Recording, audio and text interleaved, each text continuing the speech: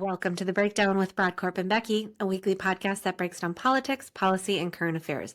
I'm Becky Scherr. And I'm Michael Brodkorb. This week is a special episode for a number of reasons. First being that once again, Michael stepped up to pick up my slack as I was sick during a scheduled interview. But the interview is also unique because of the subject matter. This week's interview features journalist Maddie Roth, who writes for Racket and worked on an incredible yet heartbreaking story about three young brothers who disappeared from a North Minneapolis park in 1951. Who better to discuss this story with Madison than Michael, who wrote a book about two missing sisters from Lakeville and can connect on a different level than the rest of us. It is a fascinating interview and one you won't want to miss. Following Michael's chat with Madison, I pulled it together to join Michael to break down another fascinating topic of late, and that is surrounding Senate President Bobby Joe Champion and a recent conflict of interest allegation that has led him to stepping down as chair of the Ethics Committee. Thanks for joining us and enjoy the show. We are changing things up a little bit this week on the Breakdown with Brodkorb and Becky. We normally cover politics and break all that stuff down, but as I've mentioned to our listeners before, and Becky and I have spoken about this, I wrote a book a couple years back about the disappearance of two sisters from Lakeville, Minnesota, and I was doing some writing at the Star Tribune at the time when I first started reporting on these stories, and it later led into a book, which is still available on Amazon, and it's a continual bestseller, which I'm really proud of. But the subject matter that I wrote about was really tough for me, and it was about the disappearance of some missing kids from Minnesota.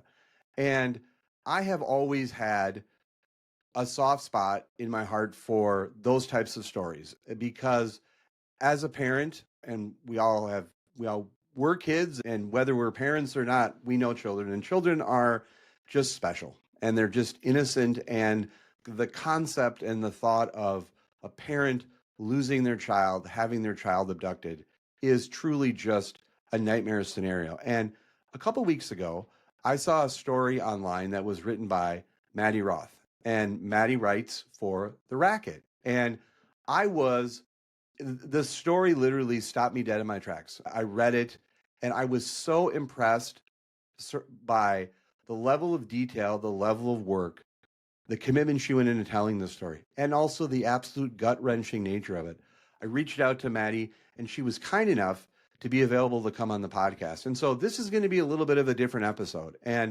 But Becky and I run the show, and we get to pick our guests. And when someone does this level of work, shoe leather, journalism, and reporting, particularly on a subject that's near and dear to my heart, I want to amplify and elevate that work and talk about it. And so I hope you will afford me editorial control on the podcast this week, have what I think is going to be a really fascinating and I think engaging conversation with Maddie. Maddie, I thank you so much for joining us today.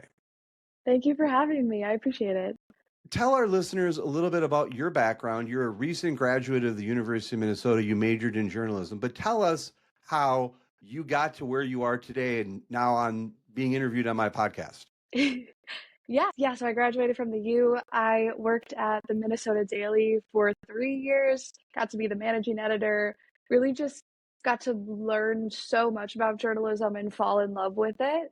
And I knew from doing different internships and things like that I wanted to do crime reporting. And so, funny enough, when this story came along, I was in my intermediate reporting class, and we had to do our final on a social issue. And so I thought, okay, I want to learn more about missing people. I want to know how the Minneapolis Police Department goes about looking into these cases. And to do that, I wanted to use an example of a missing person. And so I just looked up missing people in Minnesota, found the Klein brothers, and it ended up being a lot more complicated than I thought it was going to be.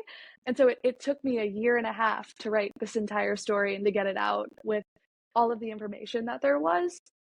And I was grateful enough to have Racket publish it, but it's been a whirlwind of a year and a half getting everything together and making it what it was. Tell our listeners a bit about the Racket. We haven't had much conversation on the Racket, but the Racket is an online media outlet here in the Twin Cities. Describe a little bit of what the Racket writes about and where people can get more information and follow. We're, of course, We will, of course, promote this story in your social media and Racket, but tell our listeners a little bit about what the Racket is.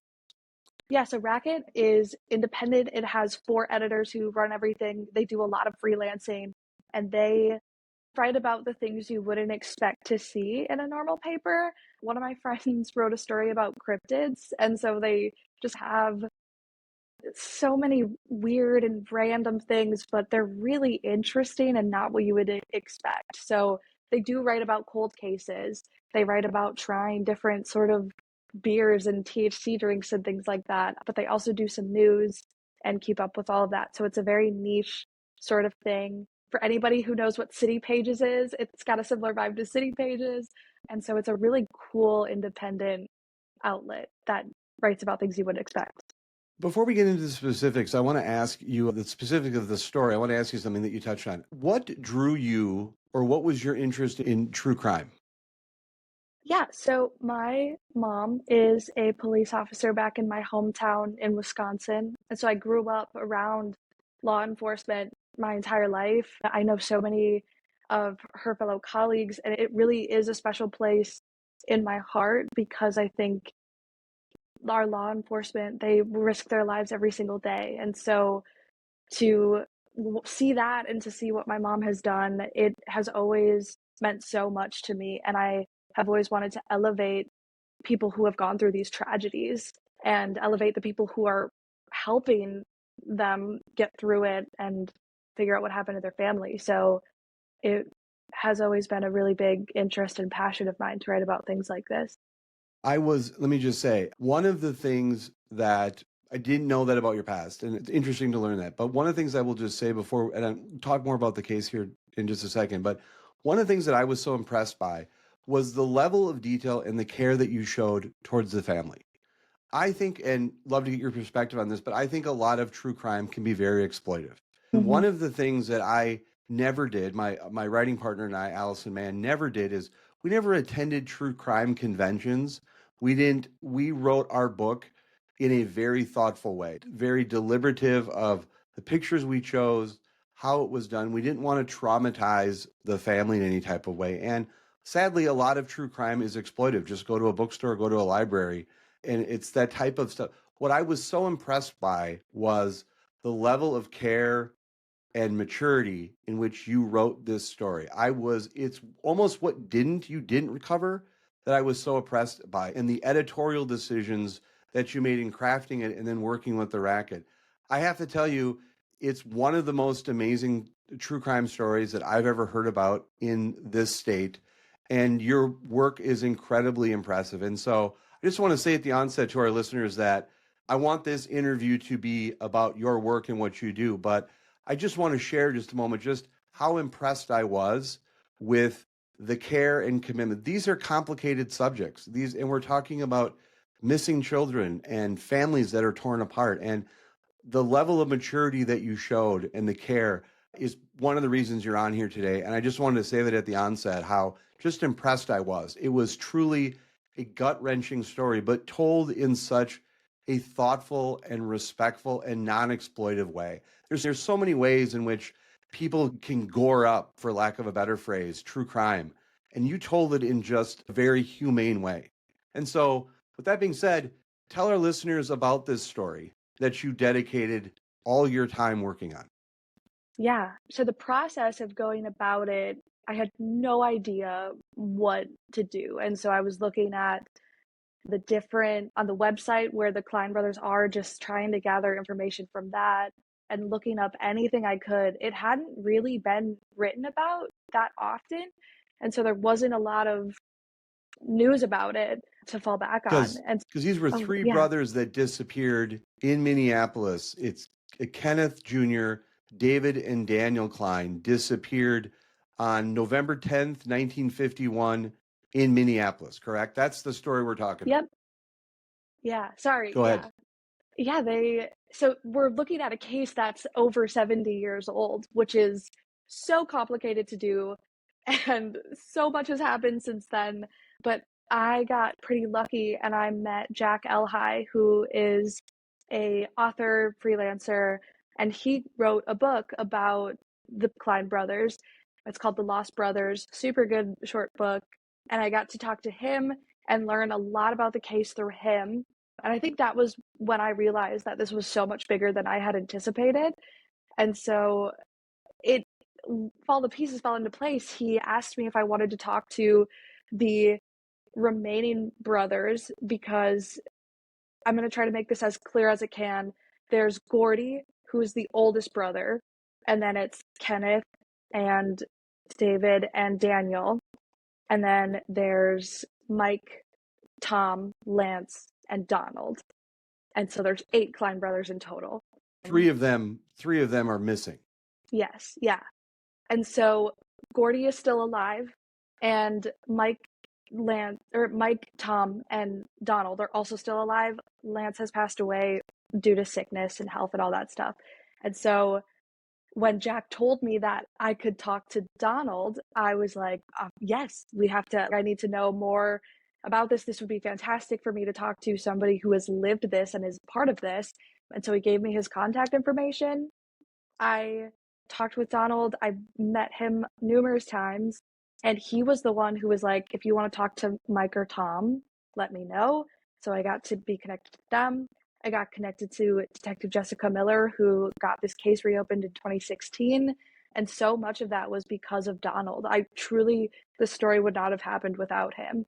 And so I got very lucky that I got to talk to the people that I did and learn so many intimate details about the family. And it almost felt like I knew Kenneth Sr. and Betty, who are the Klein parents, from everything that I had learned from talking to their kids and knowing what it was like growing up with this. So yeah, everything fell into place, and I got to interview some incredible people and have some really tough conversations. I can imagine.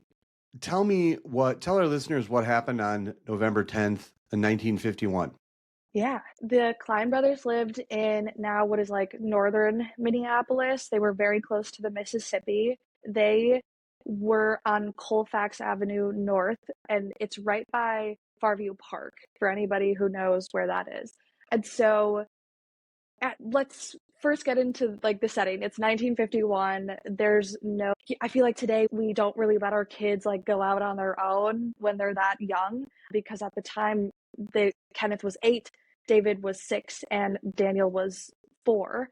And yeah, very different time. The Klein brothers wanted to go to the park, Farview Park, and Gordy was supposed to go with them. He ended up not going with them.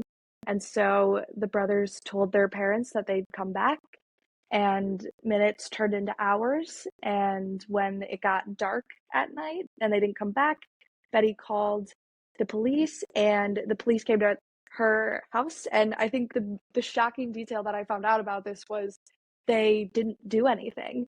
They told the Kleins that they would probably come back at some point and that they shouldn't worry, which is insane, because if somebody did that now, like that would never happen now. And so they waited until the next morning. The boys still hadn't come home. And so they began investigating the area around the Mississippi and the park where the boys had disappeared.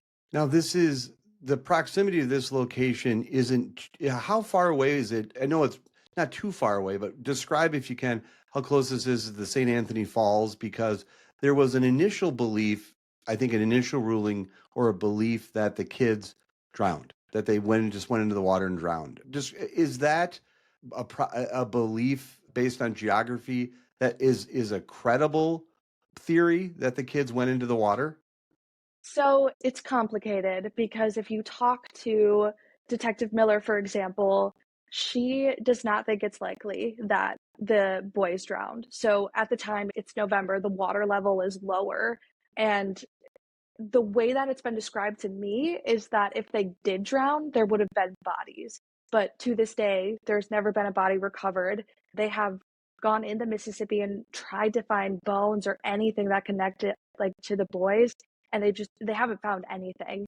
The reason that it was believed the boys had drowned was because 2 of their caps were found floating on the river.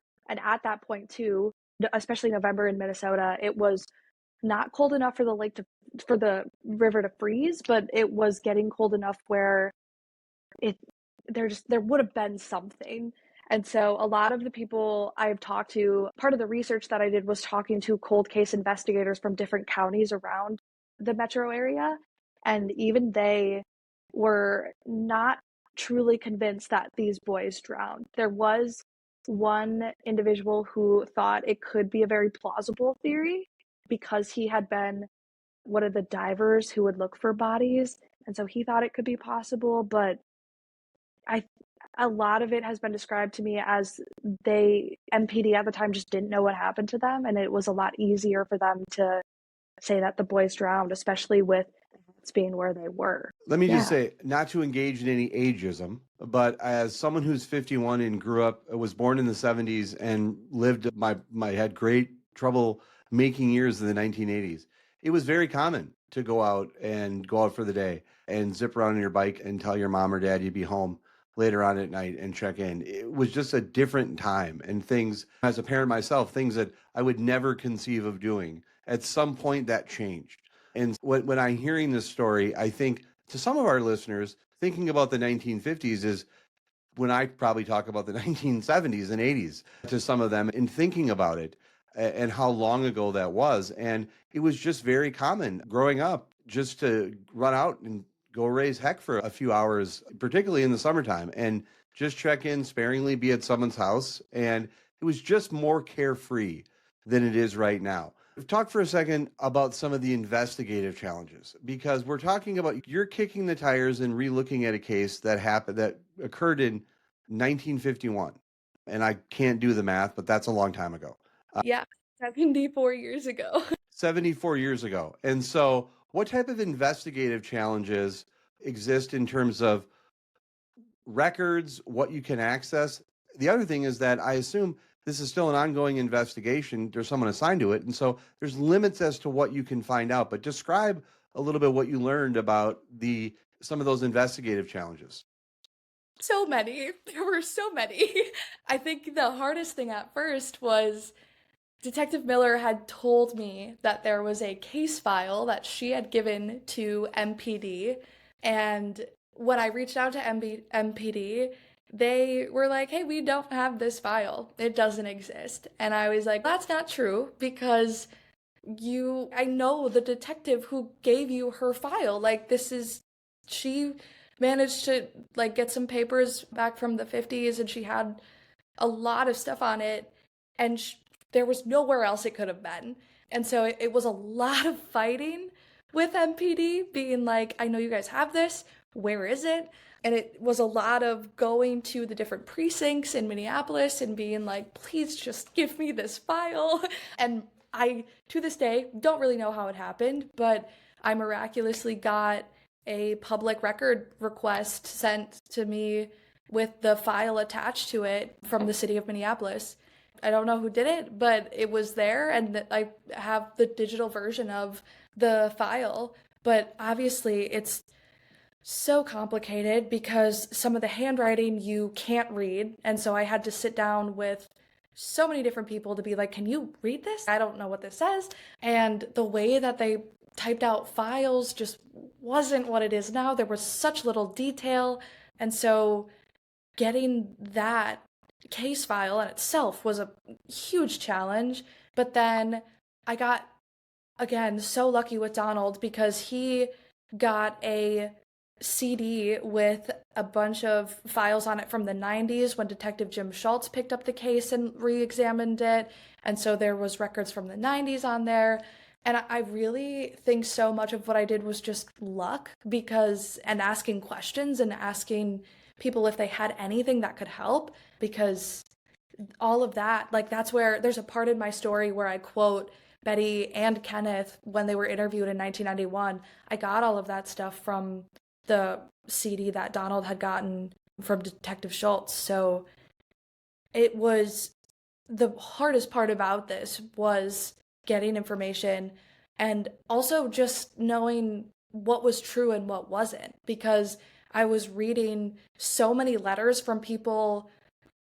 There were letters from Alaska, California, Florida, Virginia, like everywhere around the world, people were writing to the Kleins and being like, I saw your boy. He's here in Alaska, but he's not. And it's just going through all of that and knowing what to include, but also seeing how many people reached out and just sifting through all of the information was so much and definitely a challenge. So, yeah, that was probably the hardest part of the investigative part of it.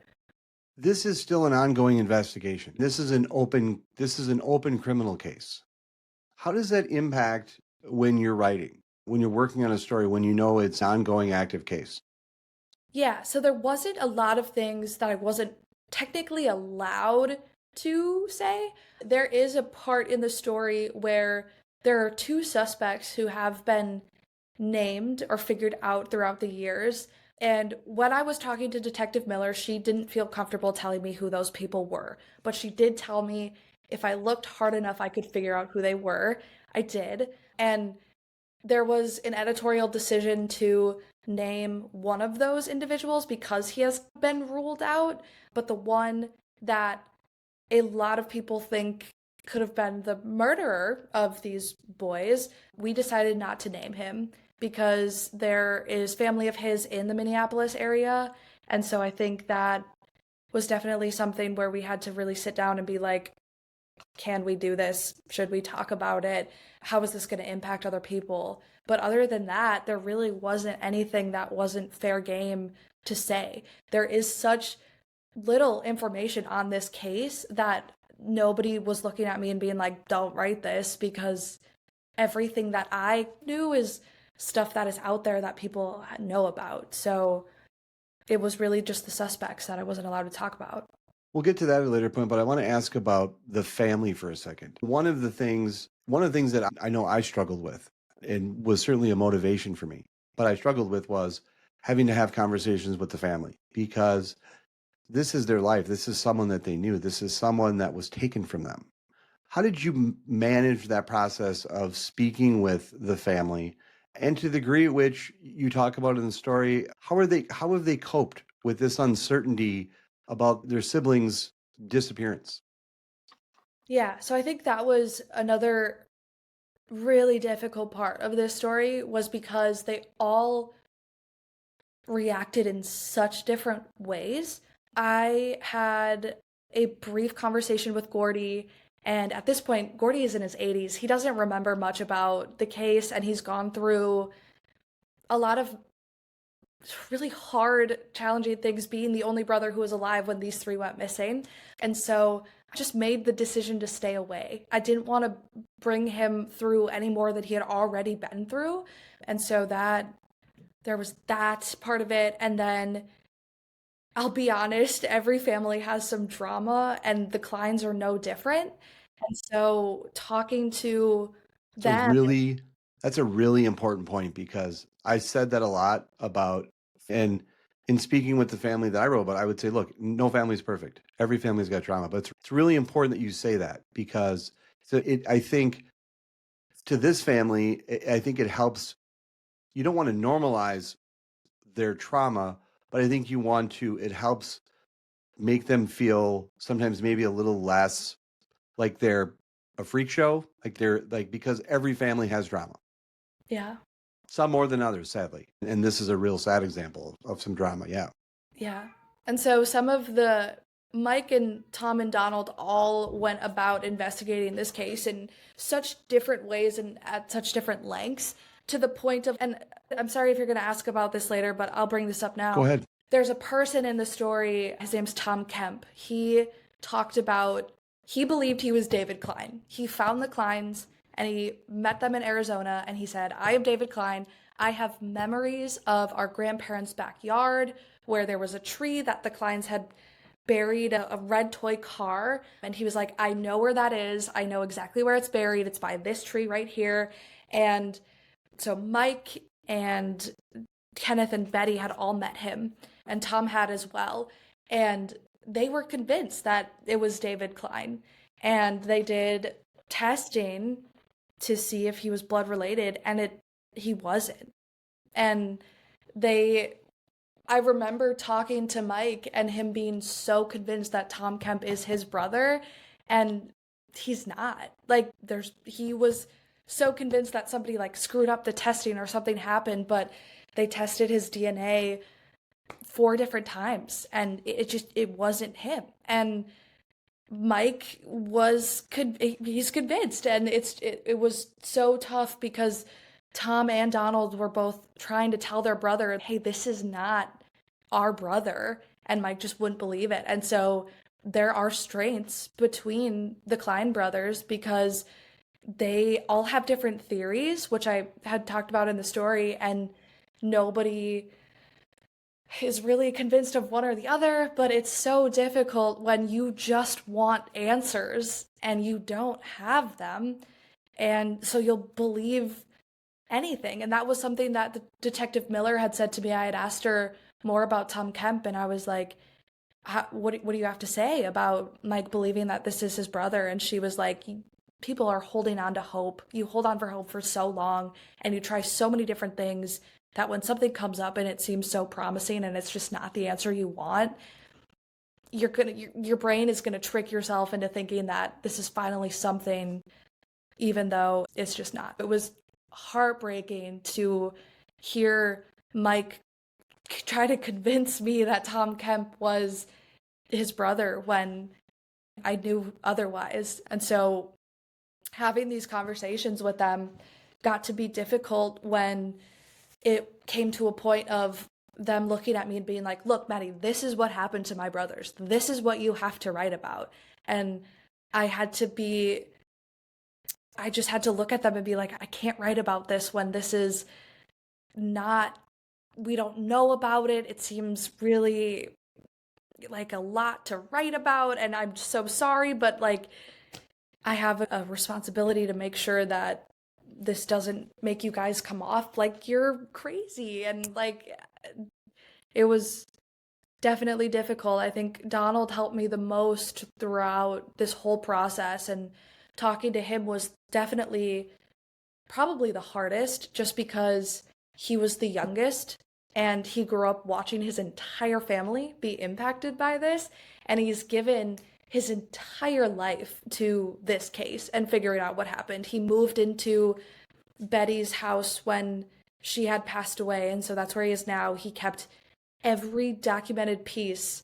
He has all of it. He has pictures. He talks to anybody about this. He never had kids of his own because he never wanted to go through what his parents had gone through. He never got married because of the fear that if he got somebody pregnant and they had a kid, that they would lose their kid. And it's a similar sort of thing with Mike and Tom have their own kids, but I asked them when their children were growing up, did they parent differently than they would have? And they were like, yeah, our kids had very strict curfews. We were always watching them. We were like tracking them when tracking devices came out because they were so scared to lose their kids. And I think you look at that, you look at these people who had never met their brothers, but they live in fear that something like that could happen because it happened to their parents. And they grew up with this horrible tragedy that they weren't even alive to see. And so much of those conversations were so difficult where there was a point throughout my reporting process where I had to walk away. I couldn't look at it anymore because I was sobbing constantly over looking at these like the testimonies and listening to the audio, and just every time I had talked to Donald, he would start crying. And it takes a lot out of you when you're doing that. And at the time, when I was in like the thick of my reporting, I was taking 4 other classes. I was running my school newspaper. I was trying to have a social life, and all of these other things were going on in my life where I was like, I can't do this anymore, and almost gave up on the story. But I'm glad I took that time away, but it really took me a month or so to get back to it. And I did come back to it because I was looking over everything again, and I was like, I have to write this story. These people are convinced that nobody cares about their brothers anymore, and that's just not true. So I seeing the positive feedback that has come from writing that story and having it out has meant so much to me, to the Kleins. I sent it to all of them the second it came out, and I'm just so happy that they were open enough to let, because I'm a child. Like I don't know what I'm doing. I'm a mediocre journalist, and like they trusted me enough to write this story. And that means more than anything because they didn't have to at all. They could have told me to get lost and to be open and honest about what they had gone through. It is heartbreaking, but it is just the greatest thing I think I've ever done in my life so far. Yeah, yeah. That was a very long answer, but I didn't want to interrupt one word of it because I am so impressed.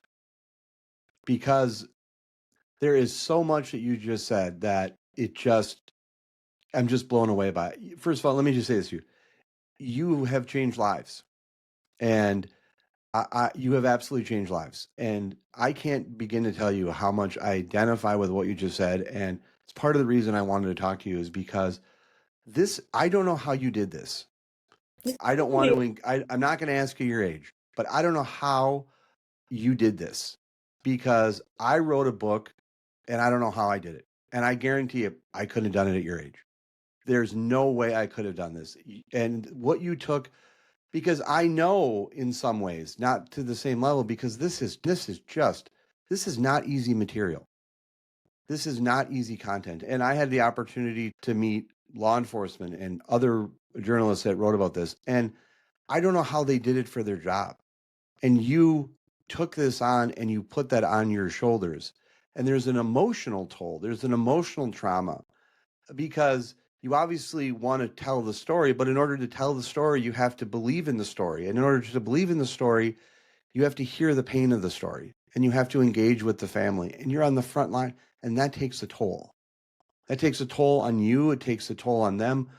But then for you then to take that and then produce a work product is just simply remarkable. And you should be so impressed and you should be so proud of your work, what you did. I will tell you, not many things stop me like this did. And what you did is simply remarkable. And there are so many, sadly, there are so many stories out there. And there are not enough Maddies in the world to tell all the stories. But this world would be such a better place if there were more Maddies to tell those stories. I wish every family could have a Maddie that could tell their story like this and get information out there because you bring awareness, you're bringing hope, but there is a toll. There is a trauma that is on you. And again, as you're a journalist and I'm an author, and we don't want to talk about that because it's not about us. But the bottom line is we're not robots. You're not a robot. And what makes your storytelling so impactful is your compassion, your humanity, your ability to craft words to make people care about a missing kid case from the 1950s. And someone who doesn't have a heart and someone who doesn't care and can't be sympathetic and empathetic, and also someone who understands the difference between those two words, couldn't pull this off. This took someone with a heart and a mind and a soul and compassion to do that. And you should forever be proud of that. Because if anyone knows the level of the toll, and I don't know what you experienced, but I just know what I did in the time that I wrote my book, and I'm still impacted by it. And I can't imagine where you're going to be. And you should be so proud of your craft and what you did because it's impressive. It's so impressive. And you should be so proud of yourself. I appreciate that. Thank you. Give our listeners a little bit on theories as to what they think happened here. Yeah. What do you think without, and we're going to push a link to the story. This is an ongoing investigation. There is nothing I'm trying to do to curtail. I want everyone to read every word that Maddie ever writes. But tell me, give our listeners a little bit of some theories as to what the working kind of theories are on what happened to these three boys. Yeah, so obviously the number one theory is that they drowned. And the reason it got reopened was because that theory was contested and it just wasn't something that would probably be possible. And so the next theory is that they were murdered. There was a neighbor of the Kleins who had gotten into some trouble. He was an alleged pedophile, to say the least, and there had been some other neighbors who had said that he had touched the neighborhood kids inappropriately, said sexual comments. And the reason that this person is a suspect is because he poured concrete in his basement the day after the boys went missing.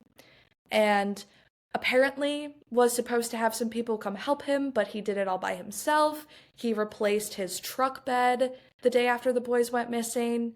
And so the theory is that their bodies are underneath the concrete in that house. That house is still standing.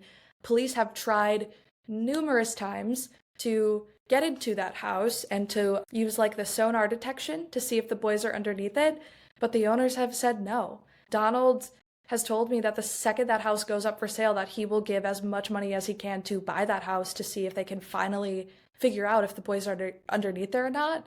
But it's been years and these owners will not let police go into their home. Are the owners connected in any way to the people, what we would call a person of interest in this case? Not that we know of, no. So there's a possibility that a house in Minneapolis near this, where this crime happened, those boys are in that house. Yeah. What's your take on that theory? It seems credible, especially because there was a record that showed that this suspect had told Kenneth Klein Sr. that the boys were not worth looking for. There is documentation of the suspect telling Kenneth that. Is the suspect alive? No, he has passed away. And so, yeah, that's obviously a really difficult part too, is we can't talk to this person and ask if anything has happened, but I can say that he was later convicted of raping an underage child. There's real promise that he could have killed them. But I mean, if you think about it, these boys were so young at the time. He was a neighbor that they knew. When I was growing up, if my neighbor was like, hey, come to my house, I would have been like, yeah, okay, yeah. So that seems like the number one theory if they hadn't drowned. But until we can get into that house, we won't know. And I think the even crazier part is if those bones are not underneath that concrete, where are these boys? What happened to them? Is there another theory? There is another theory, yeah. So this theory is a little bit complicated, but I think for the time period, it does make sense. There is a theory that the boys were sold into either child labor or human trafficking or something along those lines. I had some conversations with historians, and apparently there was a trend back in the 50s that when World War II, because World War II had just wrapped up, it had been a couple of years, but so many parents had lost their sons and their children that there were cases that boys were getting kidnapped to go to other families around the country. And so the reason that there is something to stand on with this theory is because the Kleins had adopted or were in the process of adopting a foster boy, and he got taken from their driveway in midday. Like, Donald, Tom, and Mike have all confirmed this story, and that boy was taken back by his mother, who CPS had taken him away from her, and he died 8 months later. And so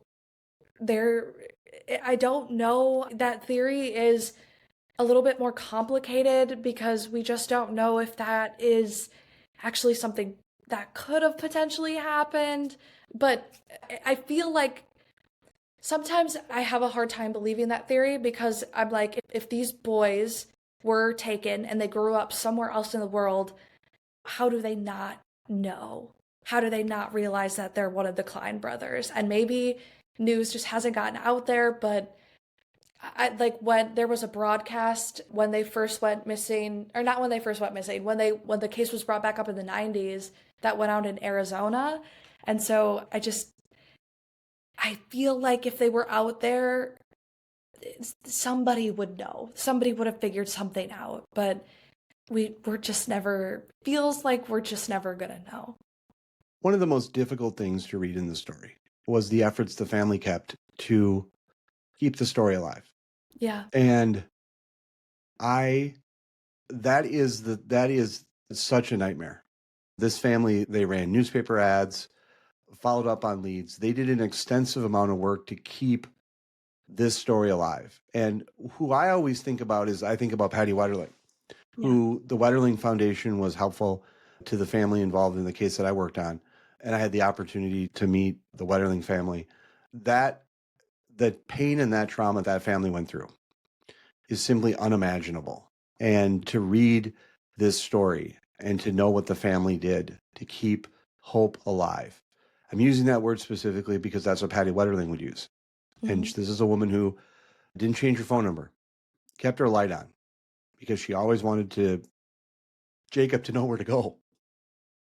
And so it's difficult to think about losing 3 kids and then that family being so persistent because that's tough. They're reliving trauma and it doesn't go away. And this is 3 kids that just leave and they're gone and no one knows. And to think that how much that family has gone through, the anniversaries, the missed days, and then to meet someone like you has to mean so much to them. To meet someone like you who comes in and cares enough to cultivate, curate, and tell this story. But it was just very difficult to read because it's clear, as it would if it was sadly one person. But here you have 3 members of a family that are just gone and no answers. Yeah, I was just gonna say, yeah, it's one of the things that I think was by far the hardest part for me to hear was Donald and I were having a conversation about Kenneth and Betty and just what kind of parents they were and who they were when it came to raising the boys did have. And Mike, Tom, and Donald all talked about how loving and dedicated their parents were and how much they meant to them and how they still showed up at all of these life events and milestones despite going through the pain that they were going through. And the hardest part of this was, I'll never forget this, Donald told me that he has so much peace knowing that his parents know what happened to his brothers because they have both since passed away. And he was saying that he can't wait to get to heaven so that he can figure out what happened to his brothers. And it's heartbreaking to look at somebody and be like, you are waiting for death just to figure out what happened. Because he does think that there's hope, but he asked me once if I thought that there was still hope, and I said yes, and he said, then God bless your soul, Maddie, because I don't. And it's heavy. It's hard. You want to believe so desperately that someday we will know, but when you live your entire life not knowing, you begin to lose hope. What can people do who are listening to this podcast, who I know are going to want to help this family in your efforts? What should they do? Share the article, get the word out. Tom and Donald live up in Monticello now, so they're up there. Mike is in Arizona. But I really think what is so important is talking about this and letting people know who the Kleins are. And I don't know if I'm ethically allowed to say this, but part of me is encourage these people who live in this house in Minneapolis to open up their home. Like, we just want answers so badly at this point that it's like, how do you not have it in you to let police just see. There would be no damage. MPD has said that they will pay for any damage that would happen to the home if that's what they had to do, but it's just a sonar detector. Like, how would you not want to give this family closure? And so I think the biggest thing is, let's talk about this. Let's get to know who the Kleins are all over again, because like I know it's been 74 years since that November day, but this is so real to the Kleins. They live this every single day and they continue to. And it's just, if as long as you like share it to one person and that person shares it to another, like so many people are going to be able to see this, and so many people are going to be like, how can we help? What can we do? And I think it really just comes down to, we got to talk about this. We got to let people know that these boys are either out there or that something happened to them, and that there is an answer. Somebody knows what happened to them, and it's just a matter of if we can figure that out and finally have some closure. But yeah, we just have to keep talking about it. I'm going to ask a question that I know I've been asked before and I didn't like, but I know why people ask it. And I'm going to ask it to you, but I'm going to just preface the question. I believe that you're never going to stop pursuing this case, that I think that there's a connection between you and this case. And whether it takes a year, 5 years, if there's a break in this case, I think it's going to come from you, Maddie. I believe that. But where can people, because there's more stories out there. And my question for you is, do you have the bandwidth? Can you carry another story or two? And do you have any intention of doing that? Because there are sadly not enough Maddies, and there's a lot more of these families. And so are you going to be capable, and are you going to be pursuing more stories like this? Yeah. If I could have my beat, or like the topic I cover, be missing people, 100%. Because as hard as it was to write this story, I am so blessed that I had the opportunity to write it, and that I am the reason that this story is alive again. And I've lost people in my life, and it was awful. And I think what is a huge motivating factor for me is a quick little side story. I had a really good friend of mine pass away from addiction, and so many people said to me, he was a heroin addict. What did you expect? No, he was so much more than that. And so a big motivating factor for me in this is like, one of the questions I asked when I was talking to Donald, Mike, and Tom, I was like, can you tell me what your brothers were like? Do you, like, from what you remember, I know you never met them, but even like from what your parents said, what were they like? Who were they? What was Kenneth's favorite color? Do you know that? Do you have documentation of that? Anything to just learn about who they were. Kenneth's favorite color was red. The hat that he lost that night was red. David's was blue. He loved the color blue, and he loved saying the word blue because he was Daniel was a 4-year-old child. He loved saying Donald was telling me that he would call it boo because he couldn't say like the L in it. And so that's what this is about. It's not about, like, of course, yes, it is about the fact that like these boys lost their lives and this family went through this horrible tragedy, but it's also about these boys had 8, 6, and 4 years of life before they went missing. And we need to talk about that. We need to remember who these kids were. And if I can do that for other people, and like anybody who wants to talk to me about their missing family member, I'll ask them, who were they? Yeah, you went through this horrible tragedy and my heart goes out to you, but tell me about who they were. I want to know so that we can focus on that. That is so important. And I think no matter what I have to go through, none of this has ever been about me. It never has. I appreciate all of the compliments, and I love that like I got to do this, but this is about Donald Klein. This is about Tom Klein. This is about Mike Klein. This is about the parents. And that's what I did this for, because it's never going to be about me. It is always going to be about helping these people. That's why I got into this industry. That's why I want to do what I'm doing, because so many people don't have the platform to talk about what happened. They don't know how to go about it. And so if I can come up to them and be like, look, I have an editor, we'll publish this in a place, just tell me about it and I'll write something up for you. I would give every single brain cell and every ounce of my mental health to these people, because this is what matters. This is so important, and we have to do more. There has to be more people out there who are willing to talk about this, because if you look at the Minnesota missing persons list, there's hundreds of people. And why are we not talking about this more? Why are we not helping people more?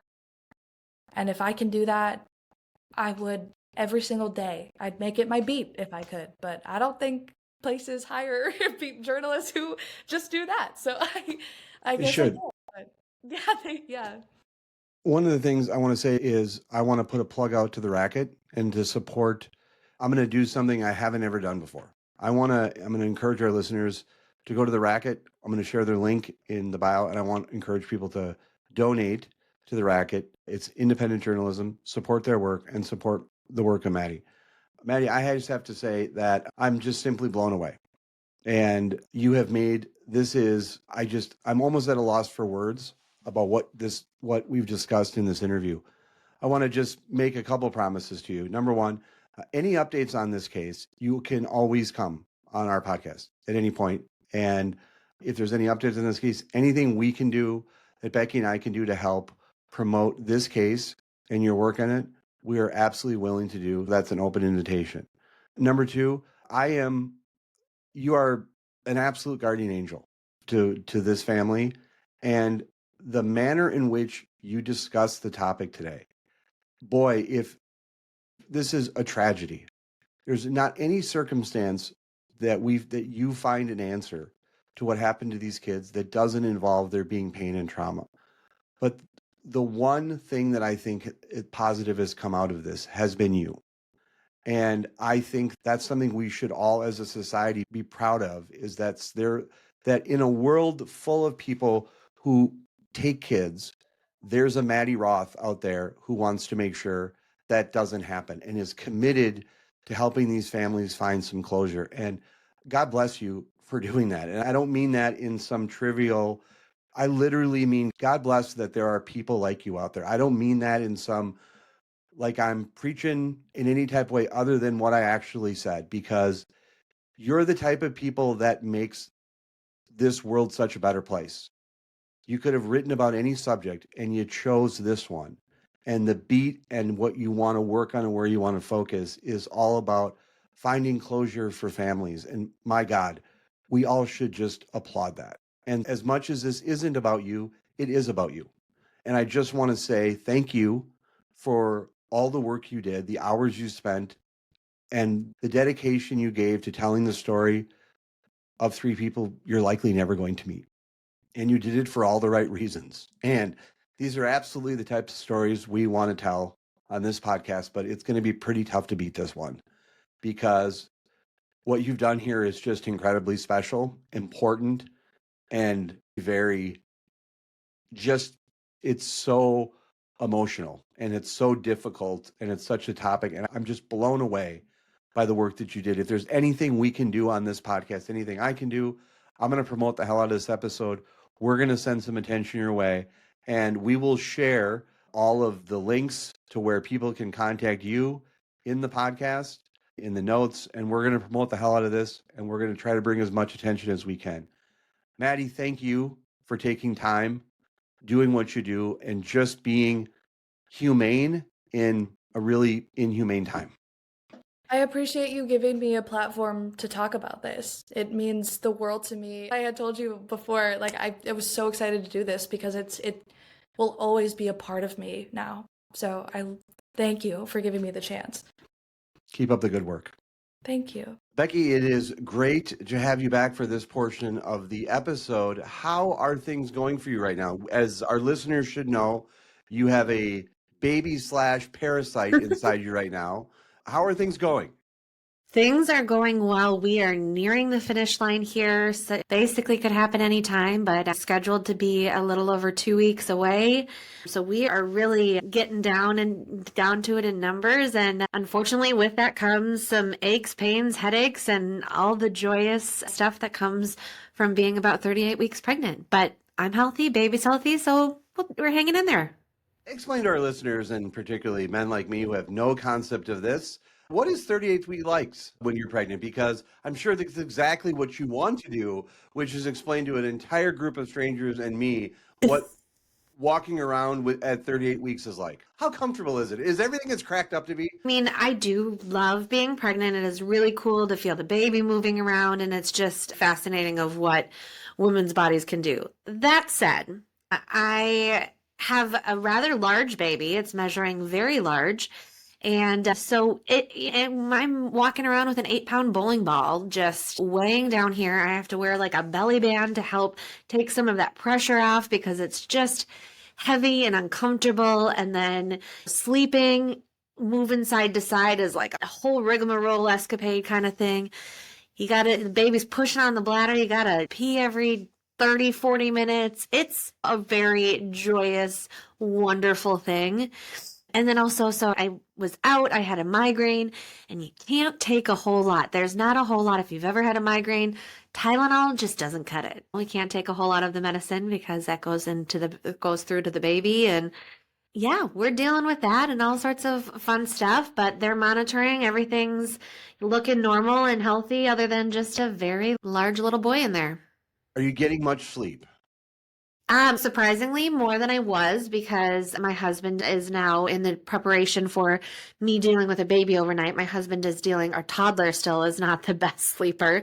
So he has to deal with that. So I do get more sleep than I was getting about 2 or 3 months ago. It's just not the best sleep because again, when you have to get up and use the restroom 5 times a night, that's real fun. I think what the listeners also really want to know is, how is your husband doing? Is he getting the rest, recuperation that he needs during this stressful time? Yes, he is doing great. He Good. is sleeping. We're working in some naps when we can do that. But as I keep telling him, this is my year, so I don't really care how he is doing. It is about me and how I am doing.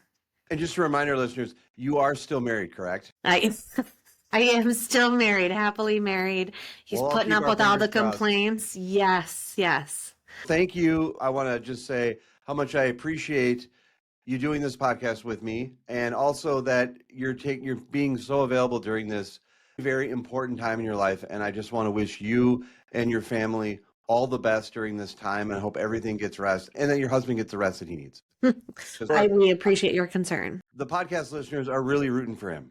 Okay, Perfect. That's really good. All right. In all seriousness, thank you. Okay. Yes. And also thanks to the listeners to putting up with my congested nasally talk that I get to deal with. Hopefully that will go away after this baby's here. But we have really exciting stuff to talk about because it's not another week during legislative session unless there is some drama and fireworks going up at the Capitol.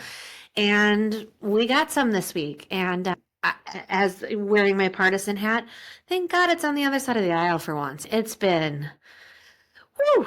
But this week, we had a big article come out, actually last week, and then some of the fallout happening this week from the Minnesota Reformer. They did a big article detailing how Senate President DFL Bobby Joe Champion is involved with this client named Reverend Jerry McAfee in a nonprofit that he runs. And Champion has helped steer millions in public funds to this legal client. Basically, how to break it down, set the table a little bit. Looks like in 2022, Senator Champion, in his day job as an attorney, because remember, we have all of these members who have jobs outside of the legislature, represented Jerry McAfee and his nonprofit in a couple court cases that was involving non-payment of mortgage on multiple Minneapolis properties. As the article lays out, that period did overlap slightly with the 2023-2024 legislative session when lawmakers gave a $3 million grant to McAfee's nonprofit. Senator Bobby Joe Champion was the chief author of that bill. Now, Senator Champion has said his work with McAfee as an attorney was pro bono. He said it was completed in December of 2022, which was not really true. Some of the legal proceedings, really the filings and what the outcomes didn't come out until spring of 2023. But he said he felt he didn't feel the need to disclose. Through a spokesperson said, quote, "There would be no need to disclose a work relationship which had already concluded at that time and which provides no financial benefit to me." So then we get to... Good. Can you explain to our listeners, as the legal analyst for the podcast, what pro bono means? For free. Okay. So he was not getting paid in legal fees, as he claims, from McAfee. However, when McAfee was in an interview with the Reformer, he refused to say whether he paid Champion for his legal services. He said, I won't answer that. And then he said, is there something on the books that would prevent me from hiring him as an attorney? So that's a little sketch as well. So December 2023, just a year/9 months after this court case concluded, there was a $3 million grant to McAfee's nonprofit. And then, in December was when McAfee and his wife then each donated $1,000 to Champion's campaign committee, which is the maximum allowed. It's outside of legislative session. It's not, that is just a little fishy, but it's not also outside of the realm of what we see in normal politics. But the biggest thing here is really that this potential conflict of interest occurred and was not disclosed. There's a lot of different paperwork that members of legislature and Congress have to fill out to detail who they're connected to, who they've done work with, and just make sure things are above bar. And it feels a little weird. When you read this article and we were chatting about it, what's your take on this? First of all, as anyone should know, if we're ever talking about ethics at the legislature, particularly in the Minnesota Senate, I'm your guy to talk about all matters related to ethics in the Minnesota Senate. A couple of things. First of all, I swore a lot the last episode, and while I learned some new technical editing skills, I'm trying to cut down on that. So I will say, in a PG way possible, the biggest load of BS that I think Minnesotans believe about themselves is that we are a good government state. I believe we have great elections, and I'm going to stand by Secretary Steve Simon and running and overseeing good elections. I think he's an election nerd. I think he's a great guy. So let's separate elections from government. I think the biggest load of BS that Minnesotans believe is that they're a good government state. And this is a perfect example of this. And I think you and I, having worked at the legislature, and you obviously have congressional experience, which I don't, and I would just say is that this right here, and let's get to the heart of the issue, is Bobby Joe Champion for a second. He is the president of the Senate, and when you're the president of the Senate, you are also the chair of the Ethics Committee. And so Bobby Joe Champion has, I'm going to be polite and say, a little bit of a reputation on some of these matters. And I will say where I have run into Senator Champion is that I wrote a book, which we discussed a little bit earlier in this episode, and there was some disciplinary matters that came out of some writings and stuff that I did related to one of the attorneys involved, Michelle McDonald.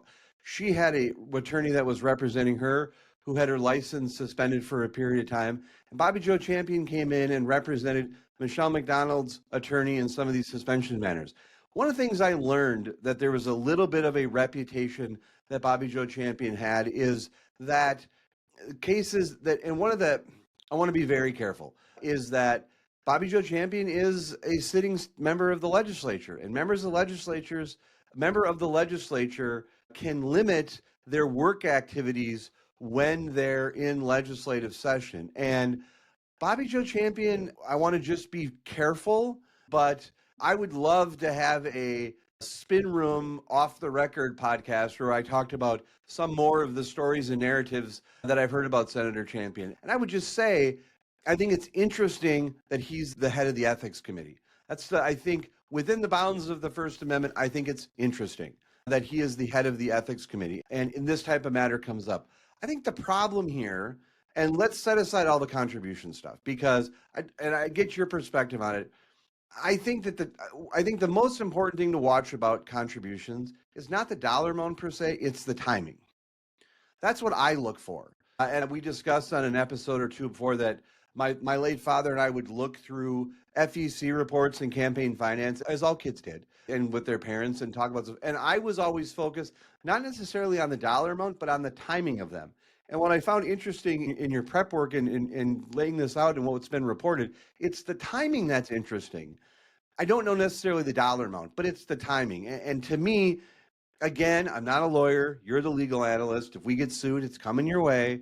But I think the timing is of question here about the contributions. I think people sometimes get fixated on the dollar amounts, but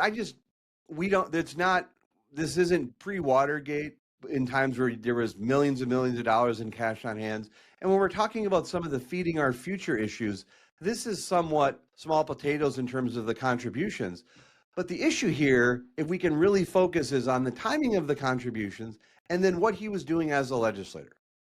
That's ultimately the real rub here, is that what can legislators do in authoring bills to steer legislation towards entities that they have relationships with in some way?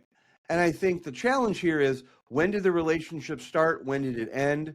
And there's a whole bunch of issues, but I want to break it down in a way where that I was not surprised in my opinion, I was not surprised to see that Senator Bobby Joe Champion was caught up in some of this stuff. So I danced around that as much as I could. You did. Okay, I loved it. It was brilliant. It does look like, if we look at it as the timeline, so again, it was 2022, the attorney pro bono case outside of the legislature happened. Early 2023, that concluded, and that Champion spearheaded the effort to steer that $3 million towards the nonprofit. End of 2023 is when those donations happened to Champion's campaign committee. Now, as you said, Champion is sitting, or was sitting, as the chair of the subcommittee on ethics. He did earlier this week step down from that, asking the ethics panel to advise on whether he had a conflict of interest, quote, out of abundance of caution. They would have done it anyways, but okay. The Senate Rules Committee did vote to remove Champion and install Senator Sandy Pappas as the new subcommittee chair. So that's where we stand today. There obviously will be, I don't know if it will just be an advisory that comes out. I think there will be a full hearing on this. It certainly seems as though, especially when we look at the scope of this, with $3 million being spent. And this should also be noted that this article came out just 2 days after a hearing on a new bill that Champion is the chief author of, introduced in March of this year, that would provide another $1 million grant to 21 Days of Peace, which is a violence prevention group headed by Reverend Jerry McAfee. So that was introduced in March this year, chief author by Champion, outside of that $3 million grant from 2023-2024 session. Had a hearing on April 2nd. This article came out earlier this week. I also saw subsequent reporting saying that it should be noted that Champion's executive assistant, or LA, I believe, also previously did work for this 21 Days of Peace. So it is a wild little web that has been spun here. And again, I think it's an interesting conversation to be had, because obviously legislators have connections and networks, and that's their job, right? Is to go into the community, to be a part of the community, to be advocates for different issues, to talk to upstanding people within the community who are active on a number of different policies and issue areas. That's their job. It's the lack of disclosure here where I see the really big issue, because I think that is something where it lends itself to have questions about ulterior motives, if there's kickbacks, if there is payment, are things being done on the clear and even scale of things. And it's just, with this not being disclosed now over 2 different sessions, which in my understanding, conflict of interest or different things, there's paperwork at the beginning of each session that are required by members. And so it just, as the kids would say, is a little sus. Yes, it is a little sus. It is sus. And let's break down some of the loopholes that I think this story is exposed. Number one, we do not have full-time legislators. Minnesotans, our listeners, may be surprised, not surprised, know that we have one of the highest per capita members of the legislature in the country. And so we have 201 legislators, 134 House members, 67 senators, 201. That's a big, Minnesotans have a very high amount of elected representatives in what would the General Assembly, what they call in other parts of the country, General Assembly, the House of Representatives, and in the Senate. We have a very high number in terms of 201 in terms of our state population. They're not full time.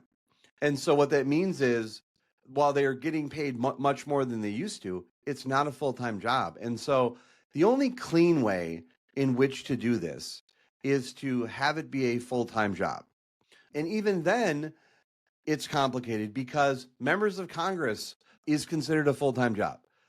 And members of Congress also, but they're not required to put their monies, their financial holdings into trust. They're not precluded from having outside work, although it's considered full-time work and you have to balance your duties when you're a member of Congress and doing other things and make sure it's done. It's just a complicated web. And when they're not to be too specific on Senator Champion, but because of the attorney-client relationship, because of the ability to shield some of these things, it does create an opportunity for things to be, and not to say that's being done here, but when you're a lawyer and you have that attorney-client privilege and you're an officer of the court, you obviously have to hold yourself to a certain standard. But you can also, it creates opportunities for this type of stuff to happen, and you can shield it through the attorney-client privilege. Not to say that's being done, but there is a lot of smoke here. And I think it raises a number of questions. It raises a number of questions that I think we're always going to wrestle with. Are we paying legislators too much? Are we not? Should legislators be full-time? Should they have outside income? Then it gets to, are we paying them too much? What's the pay scale? That's always a dicey issue. The only way, I think, to truly solve these ethical issues, and ethics is in the eye of the beholder. Senator Champion has offered, and I'll have some commentary on that though, but he's stepped down, he's asked for an advisory opinion, all that types of stuff. But there are legitimate ethical questions here. The only way I think you can really stop these types of ethical questions, is full-time pay. And remember, the legislature has to put no outside income, blind trust, and there has to be faster disclosure and a more piercing level of economic disclosure that currently exists. That's never going to happen. That's Pollyannish and that's fantasy land. It's never going to happen. The real world is, what is incumbent upon legislators is to be as transparent as possible about this. The reality is the system is geared, and as you described, it's in the eye of the beholder. What you just described is absolutely true. A legislator can, without any hesitation, meet someone that they know in the community, their neighbor or someone else that they run into, and hear about an idea and say, I want to steer some legislative money towards that. That's nothing wrong with that process. There's nothing wrong with, that's what lobbying is. And lobbying comes in a variety of ways. It can be a smoke-filled room, or it could be someone that you bump into at a local coffee shop or a grocery store. It could be someone out in the community that you just randomly walk into. I don't think lobbying in every sense of the way is bad. And there is so much good work that's going on in the legislature. And Shannon Watson would be upset with us if we didn't acknowledge the good work that the vast majority of legislators do on both sides of the aisle. And right. Shannon, don't be upset. I'm going to make sure, just a reminder that majority in the middle exists, and Shannon Watson is doing great work. And so I'm not trying to put a pock in everyone's house, but there's a lot of questions here. I also want to say something. Let's talk about the illusion of addressing this problem and actually addressing this problem. The Ethics Committee is unique in the Senate in a sense that it's bipartisan, meaning it is truly the process. It's truly the committee where literally everything goes to die, because you can't get a resolution on matters because it requires bipartisan action. The math of it is, there's usually the political party that's in the majority usually has the majority on the committees, so they can just whip their partisan votes and they can get legislation and to move through both bodies. In the Senate, in the Ethics Committee, it is bipartisan in equal number, which means you need one Republican or one Democrat to support something to make it bipartisan to move on. Now, that sounds just adorable and fun, but what it creates is it creates a roadblock of where partisanship rears its head and people see people see the same sets of facts from their partisan lenses and don't move. For instance, the Nicole Mitchell matter, which Senator Champion was the chair of the ethics committee. And so it's this act of notifying the ethics committee and self-disclosing it. That's like me driving 41 in a 35 in my neighborhood and me turning myself into the police. They're not going to give me a ticket. They didn't see it happen. And so I can I can self-report it. Sure, it sounds good, but is it meaningful in that Right. sense? And I'd ask you, push back if you think I'm wrong, but do you think this is meaningful? I don't think his requesting of doing that, if I was working for a member and was in this situation, requesting, we've seen this in Congress with some different issues with some Minnesota delegation, even in the last 4, 6, 8 years, where there were some issues coming up and they go to the committee and ask them to look into it. It looks good. It's the PRs of it. I'm an open book. There's nothing to see here. Please look into this and let me know if you think, I did wrong. So you're exactly right on that. It's so tough because this is another situations where we have the opportunity to set something to clear things up for the future, right? You want it to be bipartisan because you want these members to go in and say, maybe this is even less about just Champion, but more about the future to make sure that this doesn't happen again. And it just doesn't work out that way. And I'm very interested to see how it comes down. I would like to give the benefit of the doubt to the members on this committee.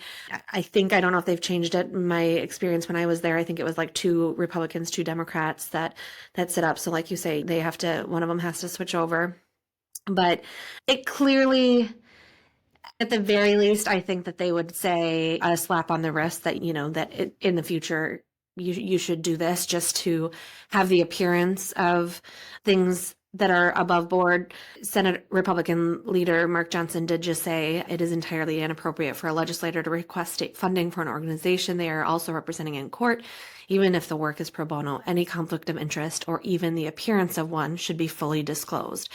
And I feel like that's maybe where they're going to come down and say, hey, you didn't technically do anything wrong here.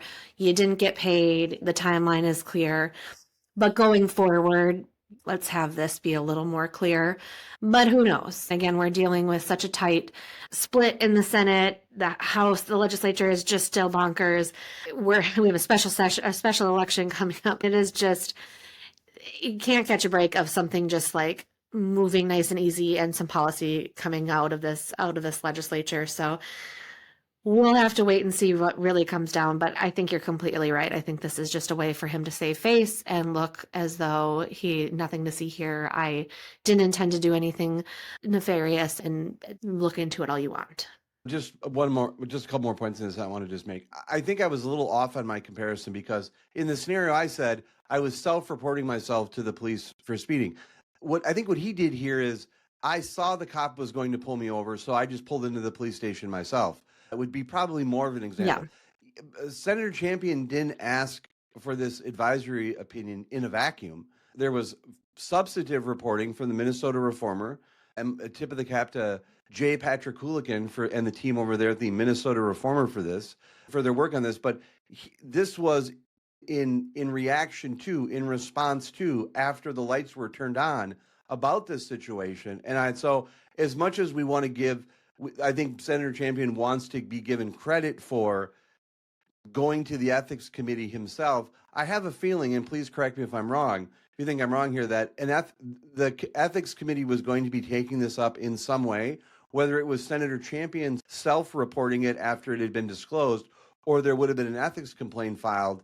It was a race to the courthouse door to see who was going to be there first. Am I reading it fairly? 100%. Just as though he stepped down, but also the Rules Committee voted to remove him. It's the chicken and the egg, right? It was going to happen. What came first? A little unclear, but yes, I think you're completely right. Here's my last question. In your perfect world, how does this get resolved? What's the solution to make everyone feel better about this?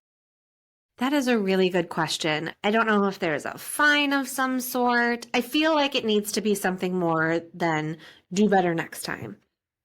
I also don't know that I think some more digging would need to be made, some FOIA requests into communication between these two individuals, what was actually done on Senate. If you are working to spearhead an effort for $3 million to somebody's nonprofit, that communication should be done through your official channels, right? This should be emails and voicemails and phone call logs that show that this was being done through his Senate office and not through his personal time, personal efforts.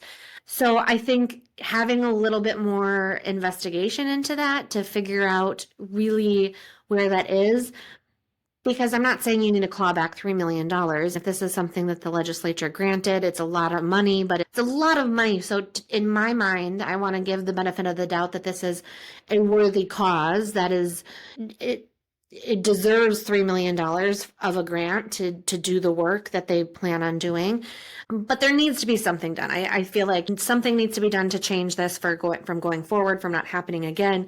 I don't know if he loses his chairmanship of his jobs committee or his Senate leadership position, but I feel like there needs to be more than just a slap on the wrist and say, hey, going forward, pro bono work needs to be disclosed. Your thoughts? Yeah, I would agree. I think the challenge is, and I'm not a lawyer, but you're the legal analyst. I think most lawyers, and I don't know how I would define most, but I think a fair number of lawyers do some amount of pro bono work in some way. I'd be curious, as I was talking this through, and some of this, I'm not trying to cast any new dispersions or accusations, but I would be very curious, what was his schedule? What type of clients did he give pro bono work to? Is there something that could be read more into the pro bono, the offering of a pro bono relationship or things like that? That's what I find interesting. And I'm going to look forward to some of that investigative work. I don't know. What I do wonder is, this wasn't an ethics complaint. It was a request for an advisory opinion. What I wonder is, does that carry less investigative teeth? Will the Senate pursue it as aggressively if it was an investigation versus what this is in an advisory opinion? Will it be treated more in a friendly way and less in an adversarial way? Because this, I think we're both of the opinion that this was going to get to the ethics committee either during a complaint, or in this way, it was the ethics committee was going to be getting this material. And so I just hope that whatever comes there, whatever work product comes out of this process, is truly thoughtful and examines the issues fully.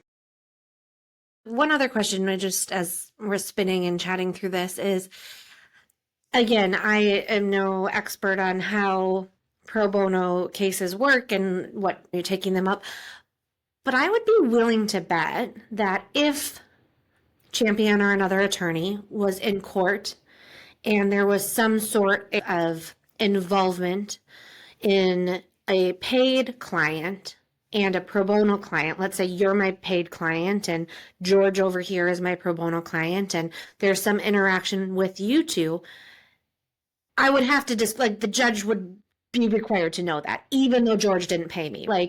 I just feel like it's just really odd to me that, because any conflict, whether you were paid, Right. whether you ran into each other in the bathroom and spilled your coffee over somebody, those kind of relationships and interactions in the court of law, at least in my experience watching all sorts of law and order, other court case television, is required to be disclosed, whether there was financial documents and signatures and payment done. So I just don't buy it.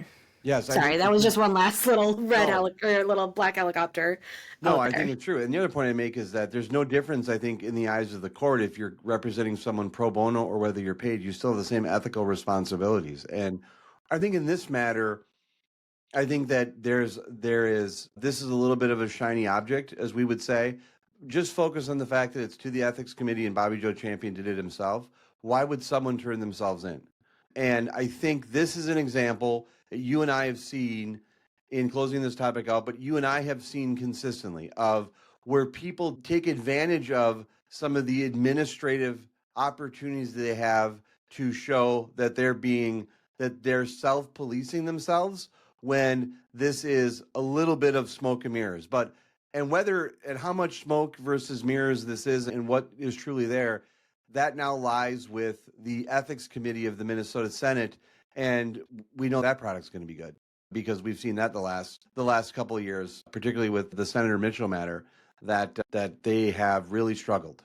And so we'll see what happens here, but we'll be following it on all developments and all Becky baby developments on the Yep. Breakdown with Brodkorb and Becky. Perfect. Thank you so much for coming today and being a part of this. And I want to thank all of our listeners for joining us of this episode of the Breakdown with Brodkorb and Becky. Before you go, show some love for your favorite podcast by leaving us a review on Apple Podcasts or on the platform where you listen. You can also follow us on our website and across all social media platforms at BB Breakpod. The Breakdown with Brodkorb and Becky will return next week. Thank you so much. Bye.